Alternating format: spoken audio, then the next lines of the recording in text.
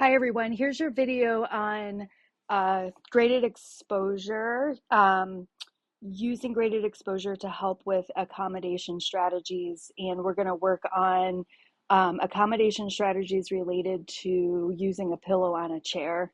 So if you're experiencing like tailbone pain, hip pain, lower back pain, and whatnot, and you use a cushion to help with that, this would be the specific strategy for that. But I want you to think about, if you don't have that kind of pain, what kind of accommodations you do have and how that shows up in your life, and using the same sort of strategy to help in that situation. So I'm going to take you through the graded exposure around that, and help support you in how to reframe the kind of fear pain response that shows up around kind of taking that accommodation away and working on how to do the activity without the accommodation more confidently. And so the first step I would recommend actually is use the accommodation, whatever your accommodation is. So in this case, I'm using a pillow as a cushion. But engaging in an imaginative graded exposure process. So imagining what it might be like to sit in this chair without that accommodation, and allowing yourself to engage the sensations in a way that helps to neutralize them, and also using reframes. And whenever we use graded exposure, we do want to kind of start more kind of in this maybe inner ring of the learning zone. So comfort zone to maybe the middle of the learning zone. We don't want to get too far close to the panic zone area. We want the sensations to be manageable but not overwhelming, but we need some sensations to work with. And so think about where your particular pain is and what activity might then send you through the learning zone towards the panic zone when it comes to accommodation. So the suggestion again that I would like to start with is using an imaginative exploration exercise. We're not actually doing anything physically different. We're just imagining what it might look like to sit in a chair without the accommodation. And notice, like, let's just say you have more severe pain in certain kinds of chairs, like a hard chair versus a soft chair, and how that might inform where you are in between the comfort zone, learning zone, and panic zone. And so this is kind of a softer, maybe a medium kind of chair, and then I have a cushion. And so this would probably be a good place to start if you haven't ever done anything like this before, versus maybe going from a cushion to a very hard chair. And so thinking about, again, with your kind of pain and your kind of accommodation, what might these initial steps look like towards taking the accommodation away? And one thing we're going to pay attention to as well when we're doing this graded exposure are what's called the 6 F's. So we have up here, we have fear, focus, fighting, frustrated, trying to figure it out, and trying to fix it. So these are the typical sorts of ways that the fear brain is going to get your attention when you're doing this activity. It is expected when you do the activity that you are going to feel some discomfort, that the pain or whatever sensation you get is going to increase during this activity. You're going from that comfort zone, from that accommodation, you're going into the learning zone, and you're going to go further and further into the learning zone. We don't want to get into the panic zone. So at some point in this activity, we're going to back off a little bit, and we're going to help the nervous system to kind of come back down and come into a calmer state where we're able to engage reframes around these 6 F's, and to use the skills that you have already learned on cognitive reframes, where we want to always be able to engage that during graded exposure. And then we then try to go a little bit further. Okay, so each step of the way, we're trying to go a little bit further. So this is what it looks like. So using an imaginative exercise with the cushion on a softer chair for hypothetical like tailbone pain. And so So what we want to do is just sit and just kind of notice, and with whatever um, your particular pain sensations are in your particular accommodation, you might just want to go through this exercise with me using your particular accommodation. So go ahead and feel free to pause the video and prepare for that. Okay, so for the first thing is just kind of get settled and just enter that proprioceptive space where your body and your brain can kind of connect together, and to really notice, like, here you are in the space, your feet are on the floor, your body's in the chair. I am in the here and now. Okay, so this helps you build a bit of a foundation before we do the work. And it may look a little bit different depending on if you're standing or lying down or sitting or whatever that is for you. It's the same concept. And here we might, we might close our eyes or keep our eyes softly open, and we might imagine, we're going to imagine what it might be like to begin to engage in the activity that we want to engage in from the place that we're at right now. So I'm sitting on this chair on this cushion, and I'm going to start imagining what it would be like to remove the cushion. And so what I might notice is that I might get some thoughts, some fear thoughts of like, oh no, that's going to create pain or uncomfortable sensations. My brain might come up with strategies like, today's not the day, let's try it later, let's try it tomorrow, whatever that is. So that would be kind of figuring it out or fixing or fighting, whatever category you want to put that in. And so what you can do when those thoughts come up, you can just say, hey, I'm safe, I'm in the here and now, I'm sitting in this chair, there's nothing harmful that is coming my way. Or using any of those statements that you've already come up with, like, I know I'm safe, I know this pain is a neural circuit or a mind-body issue, it is not a structural issue. Coming back to those statements of safety, coming back to those statements of what the reality is of the situation. So you're informing your brain that I am safe, I'm in the here and now, and everything is okay, and I can sit with the sensations, notice that they're going to probably flutter up a little bit, and just notice and just be with them. And typically what will happen when you engage those reframes and you notice the sensations, you can allow them to pass. They will typically pass. They'll peak and then they'll pass. And then kind of come back out of it, noticing your feet on the floor, body in the chair, noticing maybe where you're at, comfort zone, learning zone wise, and allowing the nervous system to kind of settle back down, reinforming that I am safe, I am in the here and now.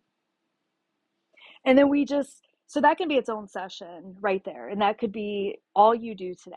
And generally I would recommend, you don't do too much in one sitting. You just spend a couple minutes here and there.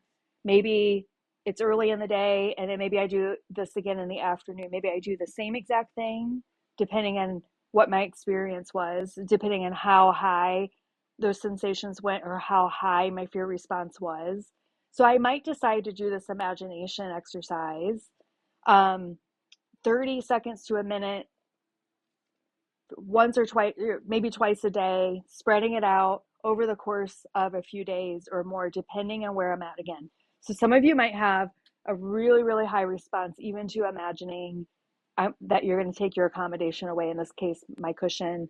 And some of you, it just might be a little flutter. And so if it's just a little flutter, then I would recommend going on to the next step, in the next sitting, in the next exercise. If it was a really high response, you might want to hang out with this particular exercise for the next few days or so until that response starts to settle down, because we're not trying to push ourselves too far here. So the next step after I use this imagination, let's just say, okay, I feel really comfortable imagining what it might be like to remove the cushion. I feel some of the flutters of the pain. I have this mild fear response, but I can handle it. Then I'm going to start doing the actual activity. So I'm going to get grounded again. I'm going to do that little routine. It just takes 5 to 10 seconds. Here I am. My feet are on the floor. I'm connected to the space. I'm in the here and now. I'm safe in the here and now.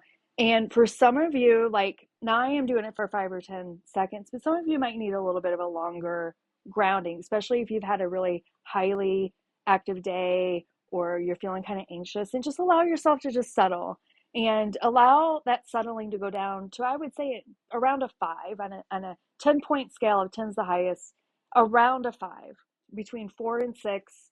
Just get your system settled enough, because we need a good foundation. We want to be operating within or close to the comfort zone before we get started. So let's just say I'm settled and I'm like, okay, I'm going to go ahead and practice removing this cushion. And so I might just start, like, what would it take for me to remove the cushion? Well, I might have to get up a little bit, or I might have to kind of move to the side a little bit. And I'm just going to notice, I'm just going to just move slow and move to the side. And just, I'm going to track what's happening with my thoughts and the sensations that are happening in my body. And I'm not going to do very much more until I kind of sense what's going on. And let's just say I have a, like, I'm here, and all of a sudden, just by doing this, the anticipation of removing this cushion sends me here. Then I'm going to really engage those reframes, and I'm going to engage the sense of safety. So safety reappraisal. I'm going to say, this is not a structural issue. I am safe removing this pillow. This is my brain responding to the thought of, I'm going to remove this pillow. I'm having this fear response, and just naming it for what it is. And I'm okay. I'm in the here and now. My feet are on the floor. I'm in my safe space. Everything is okay. So continuously providing that feedback, staying with the sense of like moving. You don't want to stay in an awkward position too long and create another problem, but just kind of like sense how the sensations are responding to the reframe. But if you're in a relative, if you're in your learning zone and you're not spiking too high, then go ahead and proceed a little bit. Okay, I'm going to go ahead and lift up a little bit and just notice what it feels like to like touch the pillow and maybe remove the pillow. And of course it's going to be awkward to kind of sit here, and you might want to not do that for very long, but you can sit back down, but just kind of notice what your nervous system is doing. Just like, again, safety reappraisal. I am safe in the here and now. My feet are on the floor. I'm here in this space. All is well. This is my brain responding to this perceived pain. There's nothing structurally wrong with me, right? Allow the system to settle a little bit, and you get the idea. And then I might then, maybe I do it halfway, or maybe I just like put the pillow next to me, and like I still am touching the pillow. Maybe again the nervous system spikes, the fear thoughts come online. Maybe the fear thoughts and the pain are just kind of really sticking, and I'm feeling frustrated, and my brain's like, you need to just stop doing this. This isn't going to work. I want you to stay with it. Okay, stay with it and keep providing that feedback to the nervous system that all is well. You might engage a body hold to inform it, we're all good. This is not an unsafe activity to remove this cushion. I'm in a soft chair. This cushion is really not needed, So again, the idea is allowing it to come up, because it will, and to come back down. Allow it to come up and to come back down, and sitting with it. And that might be all you do, or you might not have even gotten to the point where you remove the cushion, and that's okay too. Okay. These are just examples. So it's really about step by step going through these cycles of allowing the nervous system to have these peaks and pain or whatever symptom that you have, allowing the fear brain to come online and do what it's going to do, and just actively providing this feedback to it, staying within this learning zone as much as you can. Now, if you end up in a panic zone, that's okay. It's not the end of the world.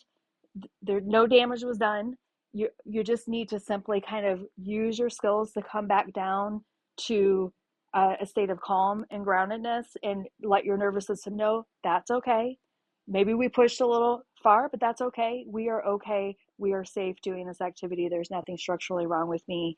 And if you need to go through the evidence of why that's true, then go through the evidence of why that's true.